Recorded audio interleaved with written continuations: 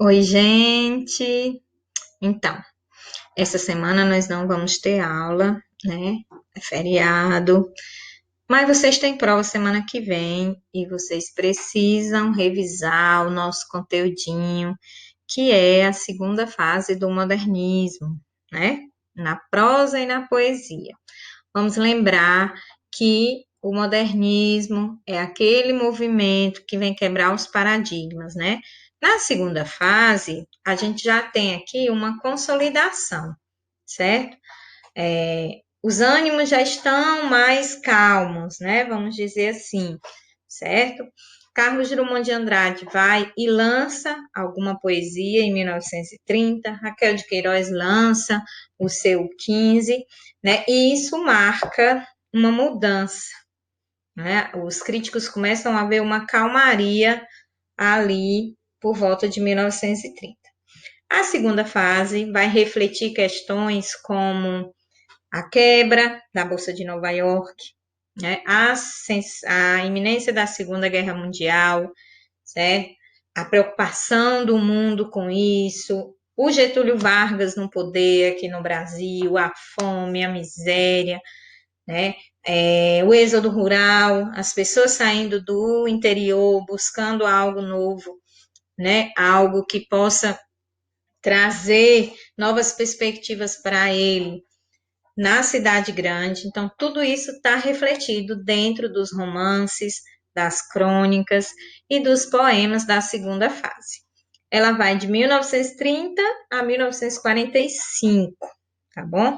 Eu passei aí 10 questõezinhas do livro, espero que vocês tenham feito, espero que vocês tenham gostado dos textos. Eu acho os textos da segunda fase assim, primorosos, né? Tem tudo para a gente gostar, uma leitura mais fácil, com uma linguagem mais coloquial, e isso torna a leitura mais prazerosa.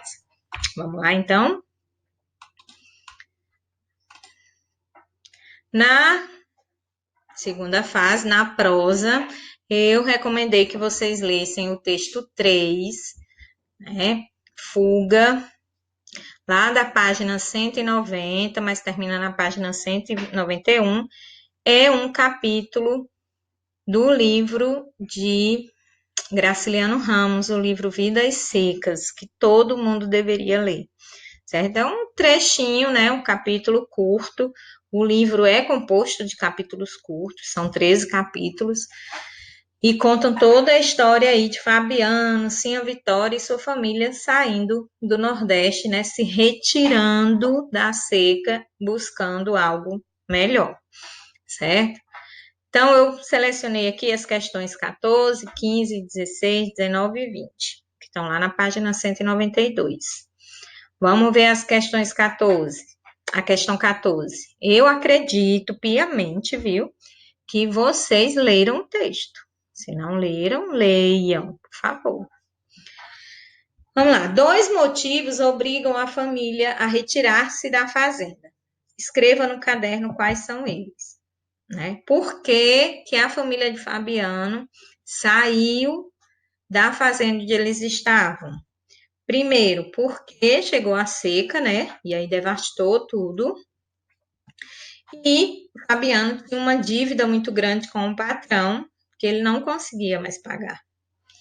Então, aquilo fez com que ele decidisse fugir, né? Por isso que o capítulo chama Fuga, certo? Identifiquem o trecho em que se compara Fabiano a um escravo. O que se pode entender por escravidão nesse contexto? Então, nós temos aí, lá na linha 21 do texto, a expressão, né, que ele saía como um negro fugido. Então, negro fugido lembra a gente quem? Os escravos. E por que que lembrava os escravos? Só pela expressão negra? Não, mas também pelas dívidas que ele tinha, né? Essa dívida fazia com que ele se prendesse ao patrão. Então, como ele devia ao patrão, ele precisava ficar ali para pagar aquela dívida. Enquanto ele não pagasse, ele não podia sair, né? Era tipo um acordo, mas ele via que não conseguia mais pagar aquela dívida, então ele decidiu, ó, fugir, certo? Diante da proximidade da seca, tanto Fabiano quanto sim a Vitória buscavam uma solução mística, né? Mais ligada aí à magia, ao misticismo. Então, qual seria essa solução? Eles rezavam esperando o milagre, né? Claro que vocês responderam aí com as suas palavrinhas, certo? Mas dentro desse contexto podem considerar correto. Que reação Fabiano, no final do capítulo, demonstra que ele não se conforma com o fato de abandonar a fazenda? Qual é a reação dele? O que ele expressa? Ele, lá no finalzinho, né, do capítulo, ele diz: ordenou a marcha com uma interjeição áspera, né? Então, essa interjeição, como se ele fizesse assim, vai, vamos, né? Ou, porque Fabiano não falava, né? Fabiano, ele, tipo, emitia uns sons aí parecido com bicho, né? Então, quando ele diz assim, lá no finalzinho da página 191, a luz aumentou e espalhou-se na campina. Só aí principiou a viagem. Fabiano atentou na mulher e nos filhos. Apanhou a espingarda e o saco dos mantimentos. Ordenou a marcha com uma interjeição áspera. Né? Então, como se ele tivesse...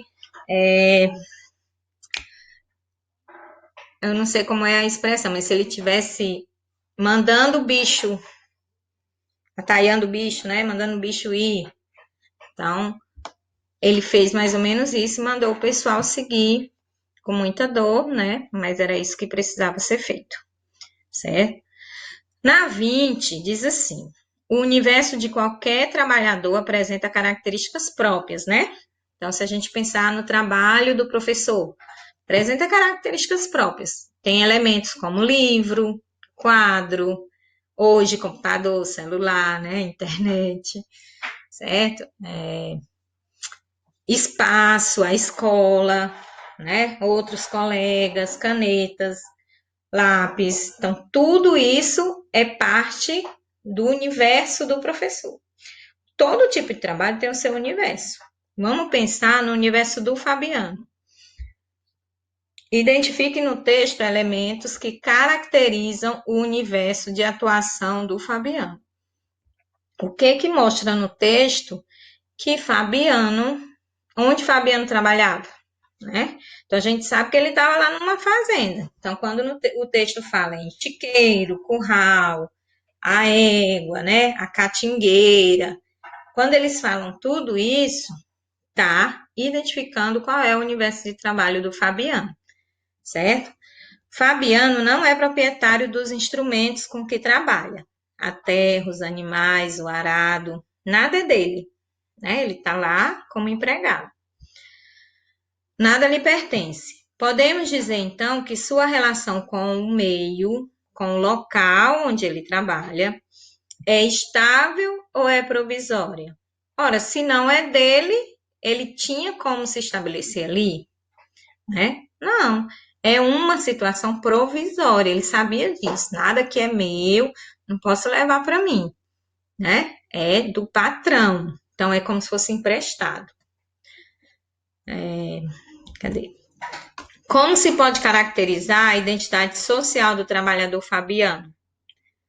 Responda e justifique com o trecho. Essa identidade social, como é? Fabiano era uma pessoa bem vista, né? É uma identidade precária, né? A gente percebe que Fabiano é sofrido, é lutador, né? Era pobre de marrendecido, não tinha nada, então o aspecto dele, a identidade dele mostrava isso, certo?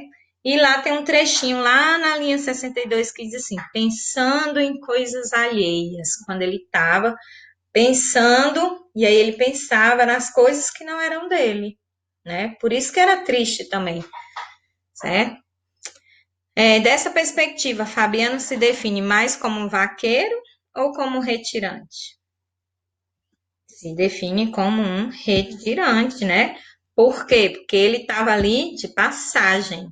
Ele não é dele, a situação dele é instável, né? É provisória. Ele estava ali de passagem, se retirando de um lugar para outro. Por isso eles consideravam um retirante, apesar de ele querer ser um vaqueiro. No segundo parágrafo, a indecisão de Fabiano entre partir e ficar é expressa em ações construídas com o recurso da metonímia. A gente sabe que para se fazer literatura se usa muitas figuras de linguagem, né? Então vamos lembrar das figuras de linguagem. O que é a metonímia? É quando eu troco, por exemplo, a parte pelo todo. Então, quando eu digo assim, compre uma Coca-Cola, né? Não quer dizer que eu não vá beber outro tipo de refrigerante. Eu quero qualquer refrigerante. Se vier qualquer refrigerante, eu tomo, né? Mas eu troquei o nome refrigerante pelo Coca-Cola.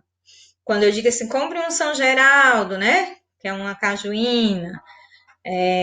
Quando eu digo marca-texto, né? E aí eu falo no nome do marca-texto, um estabilo, certo? Um post-it para falar de marca-página.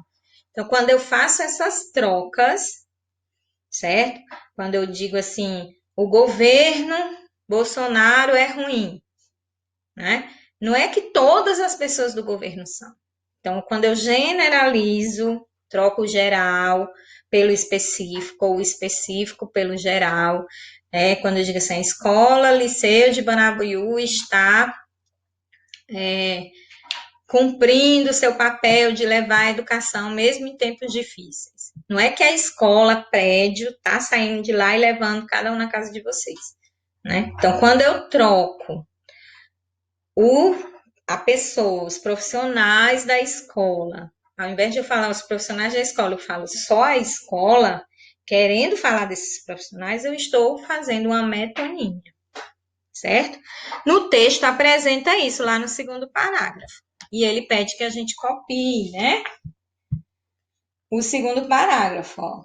Mas quando a fazenda se despovoou, viu que tudo estava perdido, combinou a viagem com a mulher, matou o bezerro, né, morrinhento que possuía, salgou a carne, largou-se com a família sem se despedir do amo.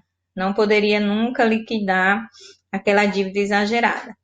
Só lhe restava jogar-se ao mundo como negro fugido.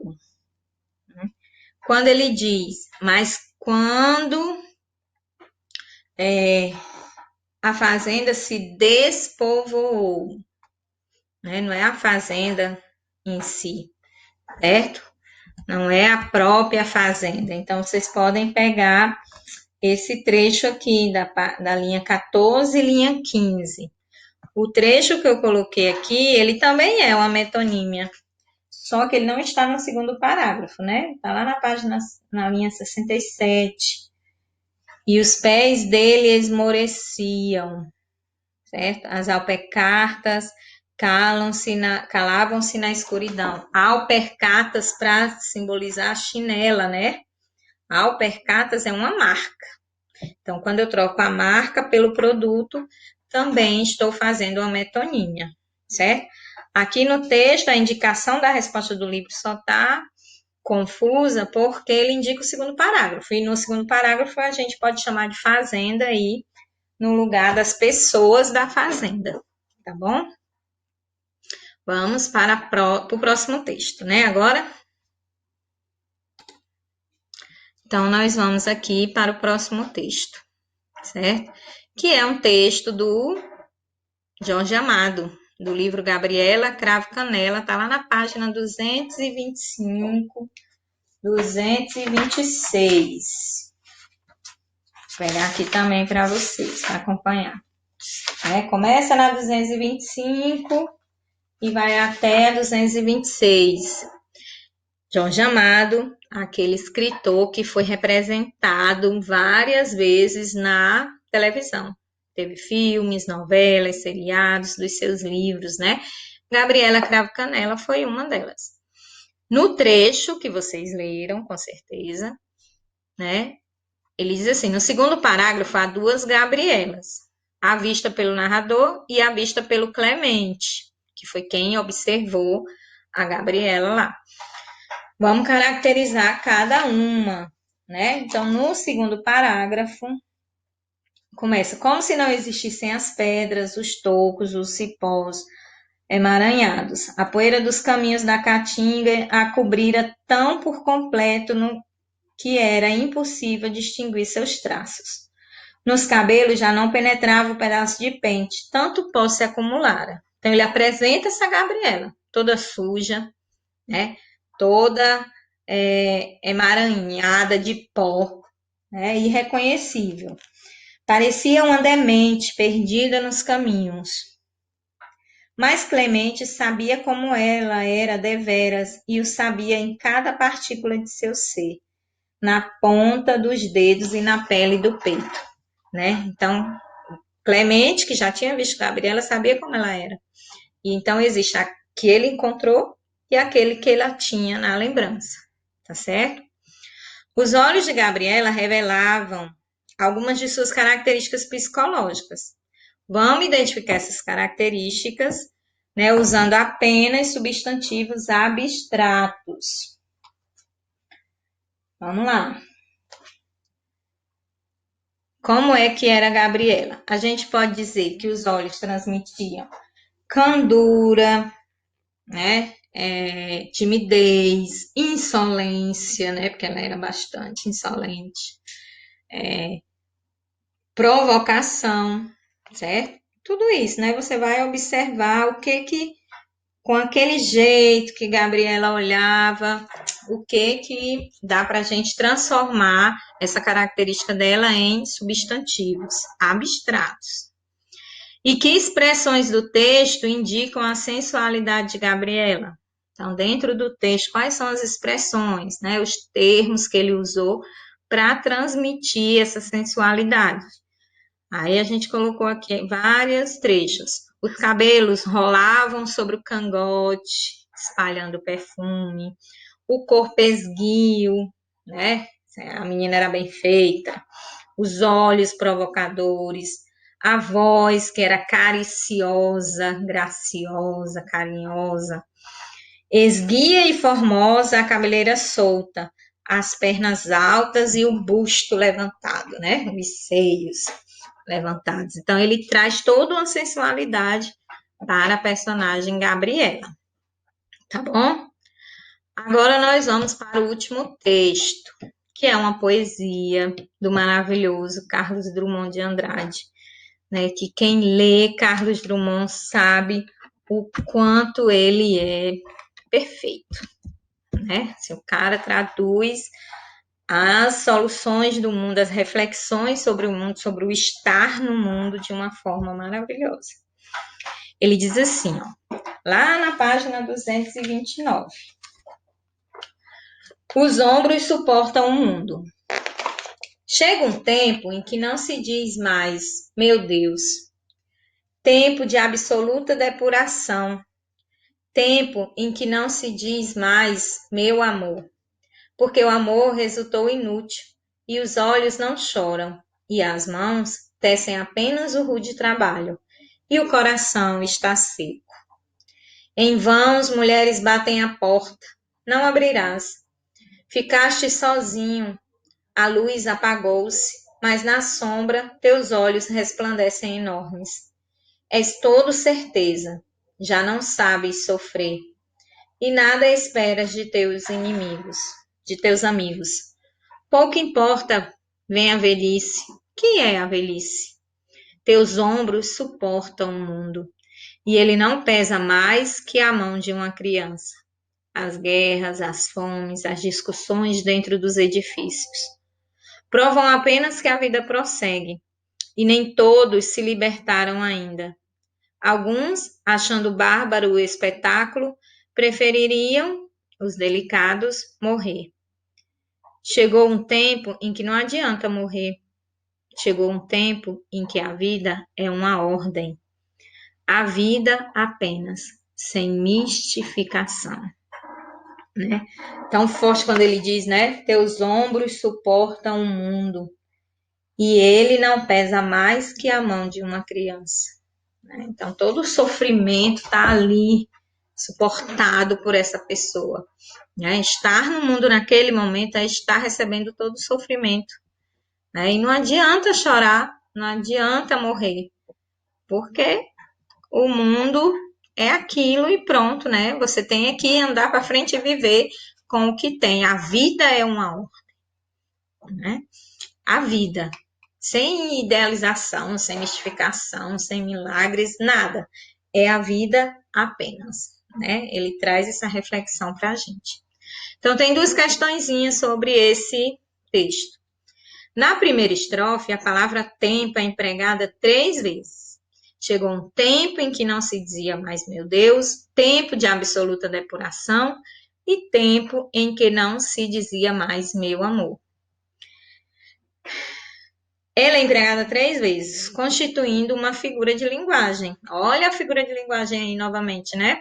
Que é a repetição. Alguns autores chamam essa figura de reduplicação, certo? No caderno, explique o seu uso no poema, levando em conta o momento histórico no Brasil e no mundo por ocasião da publicação de Sentimento do Mundo, que é um livro do Carlos, né, que foi em 1940. Lembram do contexto histórico? O que o mundo vivia? A iminência de uma guerra mundial. No Brasil, nós tínhamos Getúlio Vargas no poder, né, a implantação do Estado Novo. Tudo isso. Qual é a reflexão que ele quer trazer para a gente, empregando, repetindo, reduplicando essa palavra tempo? Que tempo é esse? Né? Por que ele quis dizer isso? Vocês vão fazer aí com as suas palavras, mas a reflexão é que ele quer chamar a atenção para o momento em que a gente vivia, né? Esse tempo de guerra, de violência, de fome, de miséria, tá aí, nós temos que viver, né? É o que há, é o tempo que há. O eu lírico utiliza muitos advérbios de negação. Lembram o que é advérbio de negação? Advérbio é a palavra que pode modificar um verbo, um nome, né? Advérbio de negação, que dá a ideia de negação, óbvio. Não, nunca, nada, ninguém, certo? Ninguém é pronome, desculpem. Mas palavras que dão ideia de negação e que modificam um verbo, um advérbio ou um nome. Identifique esses advérbios e explique a função deles para o sentido integral do texto, levando em conta o momento histórico em que vivemos. Então, por que ele utilizou todos esses advérbios? Vamos identificá-los. No primeiro verso ele diz, chega um tempo em que não se diz mais. Né? No terceiro verso, tempo em que não se diz. No sexto verso, e os olhos não choram, né? Nono verso, não abrirás, certo? Não abrirás, né? Em vãos, mulheres batem a porta, não abrirás, né? Mesmo que a mulher bata na porta, você não vai abrir. No 10º verso, és todo certeza, já não sabes sofrer. 13º verso, e nada esperas de teus amigos. 16º verso, e ele não pesa mais que a mão de uma criança. E lá no 23º verso, chegou um tempo em que não adianta morrer, né? Por que ele usa todos esses nãos? Todos esses advérbios, não, nada, né? Para quê? A gente precisa fazer essa reflexão. Repetição dos advérbios cria um clima de negatividade, um clima que se vivia naquele tempo, né? Bastante adequado ao momento da Segunda Guerra e da ditadura instituída pelo governo Getúlio Vargas, tá bom? Então, uma reflexão do estar no mundo, do eu enquanto ser que está no mundo naquele momento, tá bom? Todas essas características são da segunda fase, tanto na prosa quanto na poesia. Beleza? Vou disponibilizar para vocês também um mapa textual, tá? Meu cachorrinho latindo, não sei se dá para vocês ouvirem. Um mapa textual da poesia na segunda fase e da prosa na segunda fase. Vou colocar lá no grupo para vocês, tá bom? Beijos. Qualquer dúvida, só entrar em contato.